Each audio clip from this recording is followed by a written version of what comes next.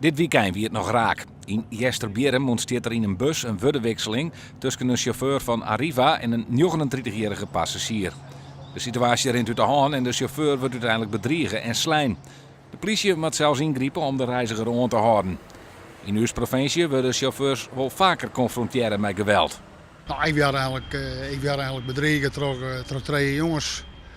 En vroeger moest een euro de biepje of een kaartje van Gonen moest de biepje en dat moest ze net waan.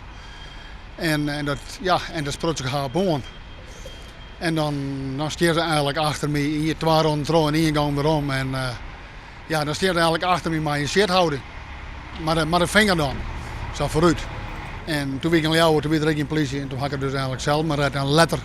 Toen kwam er al een politie, maar het had wel impact. Het incident van Aron weekend is reden voor de vakbonden om in actie te komen. De bonden wijzen de provincie op haar verantwoordelijkheid. Er moet meer geld komen om het evenbiervervier in Friesland veiliger te maken. Nou, waar het om gaat is de zichtbare aanwezigheid van beveiligers.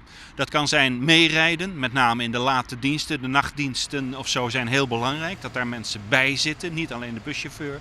Maar nog belangrijker is misschien wel dat op zich natuurlijk de provincie moet zorgen voor voldoende geld om de veiligheid van chauffeurs en passagiers maximaal te maken. Dat vind ik een hele goede zaak, ja. Absoluut. Ik bedoel, wat chauffeurs aan gaat, we worden wel eens bedreigd en al dat soort dingen. Dus dat is sowieso een hele goede zaak om daar wat aandacht aan te besteden. Daar ben ik wel voorstander van. Jawel. En ik denk wel dat de chauffeurs daarin eigenlijk in beschermen worden. Maar dat vind ik wel. De provincie wil voor eerst net reageren op een oproep van de vakbonden.